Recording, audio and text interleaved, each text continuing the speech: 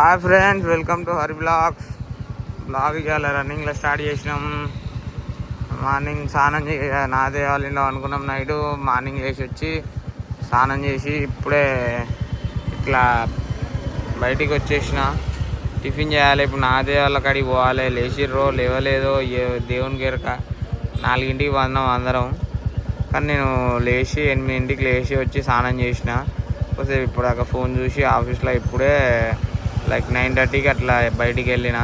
ఇప్పుడు నాగయ్య వాళ్ళ ఇంటికి వెళ్తున్నాం. చూడండి, నాగయ్య వాళ్ళ ఆఫీస్కి వచ్చిన. నాగయ్య వాళ్ళ ఇంటికి పోయి ఇగో లోపల కూర్చున్నాడు నాగయ్య.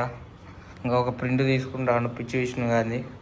ఇంకా ఒక కాగితం ప్రింట్ తీసుకుంటాను పిచ్చి విష్ణు గాంధీ. పిచ్చి విష్ణుగాడు బయట ఉన్నాడు. ఇట్లా వేయండు పిచ్చి విష్ణుగాడు. వానికి తెలియాలి వేయండు పిచ్చి గుద్దోడు.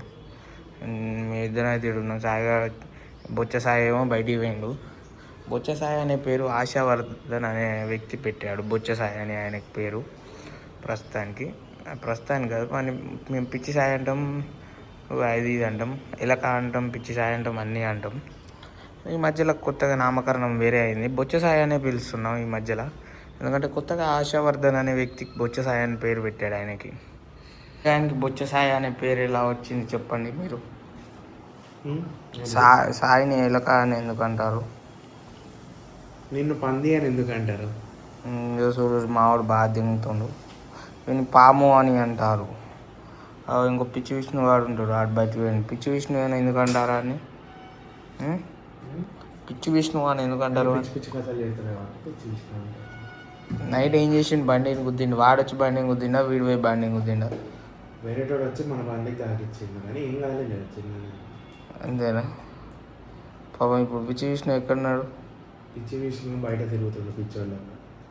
బొచ్చ సాయి అన్నాడు టీకేఆర్ కాలేజ్ పోయిండు, మళ్ళీ రీఅడ్మిషన్ తీసుకొని కొత్తగా చదువుతాడు.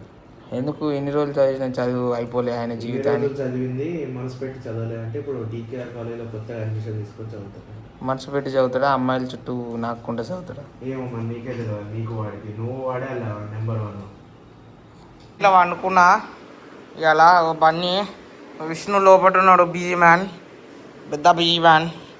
బన్నీ వాళ్ళ ఇంట్లో ఉన్నాం. 3 కూరలు తెచ్చుకున్నాం. తినాలి. అన్నం పెడతాడు వాడు వచ్చి తినాలి. వాళ్ళ ఇంట్లో లంచ్ అయిపోయింది. లంచ్ పెట్టిండు బన్నీ. అన్నదాది సుఖీబావా అన్నం పెట్టిండు. అన్నదాది సుఖీబావా అన్నం పెట్టిన వాళ్ళు మనం మర్చిపోతే ఎప్పుడైనా. హైదరాబాద్ మన ఊరు కాదు, వచ్చినాము అన్నం పెట్టింది ఇవ్వాలి మనకి. మనం కూడా మన ఊరికి వచ్చిన రోజు మనం కూడా మన అన్నం పెట్టాలి. ఇట్లా ఎవరైనా గుర్తుపెట్టుకోవాలి. మనం మన ఊరు కాదు దాటి వచ్చేటప్పుడు మనకు అన్నం పెట్టిన వాళ్ళని గుర్తుపెట్టుకోవాలి.